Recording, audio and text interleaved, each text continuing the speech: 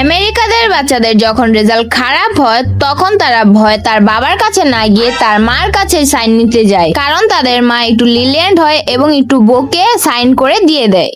জাপানের বাচ্চাদের রেজাল্ট যখন খারাপ হয় তখন তারা ভয় তার মার কাছে না গিয়ে তাদের বাবার কাছে সাইন নিতে যায়, কারণ তাদের বাবা একটু ফ্রেন্ডলি হয় এবং লিলেন টাইপের হয়ে থাকে, এজন্য ঝটপট করে সাইন করে দিয়ে দেয়। কিন্তু বাংলাদেশে যখন বাচ্চারা পরীক্ষার রেজাল্টে খারাপ করে তখন তারা ভয়ে মার কাছে যায় নাকি বাবার কাছে যায়, নিজেরা নিজেই আইডিয়া বের করে মা বাবার মতো সাইন কপি করতে থাকে। আর বাংলাদেশের ভাই বোনেরা এতই মিশুক যে, আরে তুই এটা কি সাইন করতেছিস, দে আমার কাছে দে, আমি করি, তুই এটি পারবি না, কারণ এটা আমি বাপের বর্ষের থেকে কইরা আইতাছি, বুঝছো, তোরা পারবি না, দেখছস কেমনে করছি, কারণ আমি এটিতে এক্সপার্ট। এভাবেই সাইন করে তাদের জোগাড় করে ফেলে।